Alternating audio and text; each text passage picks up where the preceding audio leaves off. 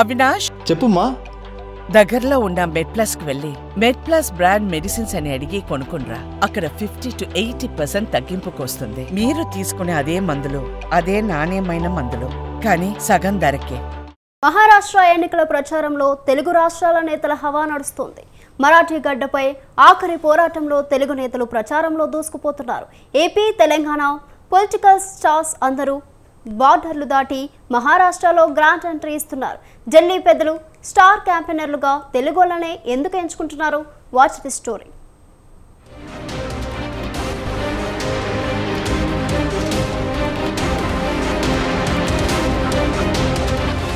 మహారాష్ట్ర ఎన్నికలను రెండు కూటములు ప్రతిష్టాత్మకంగా తీసుకున్నాయి.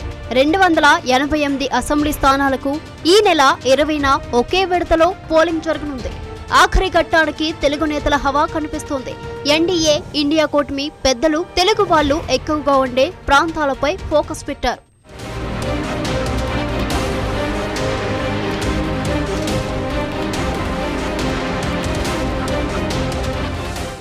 ఏపీ, తెలంగాణ నుంచి ముఖ్య నేతలను రంగంలోకి దింపుతున్నారు. ఇప్పటికే మహావికాస్ అఘాడీ తరపున తొలి విడత ప్రచారంలో తెలంగాణ ముఖ్యమంత్రి రేవంత్ రెడ్డి పాల్గొన్నారు. నేడు మరోసారి మహాప్రచార బరిలోకి దిగుతున్నారు. ఈ రోజు చంద్రాపూర్, రాజురా, డిగ్రాస్, వార్దా నియోజకవర్గాల్లో జరిగే ప్రచార సభల్లో పాల్గొంటారు. రేపు ఉదయం నయగావ్, భోకర్, షోలాపూర్ నియోజకవర్గాల్లో ఎన్నికల ప్రచారం నిర్వహిస్తారు.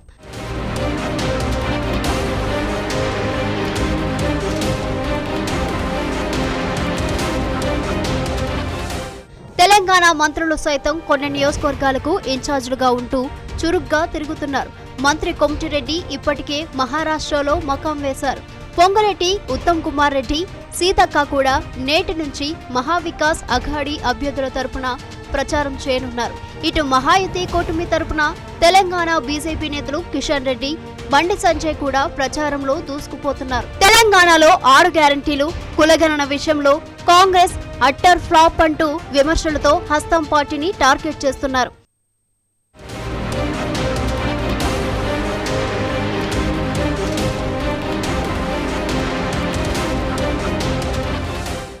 బీజేపీ లీడ్ చేస్తున్న మహాయుతి కూటమి తరపున ఏపీ నుంచి ఐకానిక్ లీడర్లు ప్రచార బరిలోకి దిగుతున్నారు. తెలుగు ప్రజలు ఎక్కువగా ఉండే నియోజకవర్గాల్లో పాల్గొంటారు. AP deputy CM Pavan Kalyan ఇప్పటికే మహారాష్ట్రకు వెళ్లారు. 2 రోజుల పాటు 5 సభలు, 2 రోడ్ షోలలో పాల్గొనున్నారు. పవన్ కళ్యాణ్ మరఠ్వాడ, విదర్భ, పశ్చిమ మహారాష్ట్రలో ప్రచారం చేయనున్నారు. ఇక సీఎం చంద్రబాబు సైతం ఎన్నికల ప్రచారంలో పాల్గొనాల్సి ఉండగా తమ్ముడు రామ్మూర్తి నాయుడు మృతితో హుటాహుటిన హైదరాబాద్ కు చేరుకున్నారు.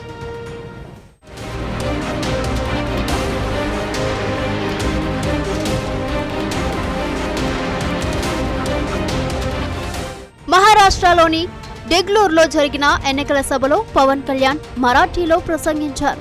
జై భవానీ, జై శివాజీ, జై మహారాష్ట్ర అంటూ ప్రసంగం ప్రారంభించారు. ఇది ఛత్రపతి శివాజీ పరిపాలించిన భూమి, ఇది ఆయన నడిచిన నేల, ఇంతటి వీరత్వం కలిగిన గడ్డ మహారాష్ట్ర అని కొనియాడారు.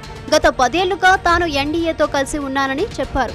ఎన్డీఏ హయాంలో డెగ్లూరులో ఎంతో అభివృద్ధి జరుగుతోందని తెలిపారు. ప్రతి ఇంటికి తాగునీటి సౌకర్యం, పోలీస్ స్టేషన్, హేమత్వంతి ఆలయ అభివృద్ధి జరుగుతోందన్నారు. అభివృద్ధి కొనసాగాలంటే ఎన్డీఏ ప్రభుత్వ ఏర్పాటుకు ప్రజల సహకారం కావాలని చెప్పారు. డెగ్లూర్ అసెంబ్లీ అభ్యర్థిగా ఎన్డీఏ సభ్యుడి విజయం ఎంతో అవసరమని ఓటర్లకు పవన్ పిలుపునిచ్చారు.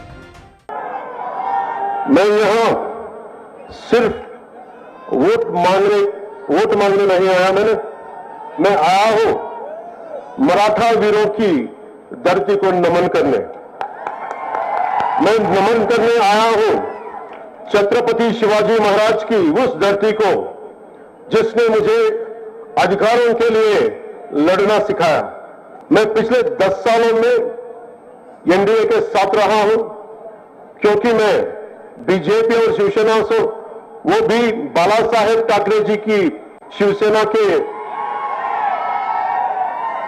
विचारों पे चलने वाला व्यक्ति हूं। शिवसेना और जनसेना दोनों ही सनातन की, शिवसेना और जनसेना दोनों ही सनातन की रक्षा के लिए समर्पित सेनाएं सेनाएं हैं। మరాఠీ గడ్డపై దాదాపు 14 లక్షల మంది తెలుగు వాళ్ళున్నారని ఒక అంచనా ఉంది. ముఖ్యంగా పూణే, ముంబై సహా మరికొన్ని పట్టణాల్లో తెలుగువారి సంఖ్య గట్టిగానే ఉంది. షిరిడీలో స్థిరపడ్డ వారిలో తెలుగు మూలాలున్న వాళ్ళు ఎక్కువ. తెలంగాణకు పొరుగు రాష్ట్రం కావడం, గతంలో హైదరాబాద్లో అంతర్భాగంగా ఉండడంతో ఢిల్లీ పెద్దల చూపు తెలుగు నేతలపై పడినట్లు తెలుస్తోంది.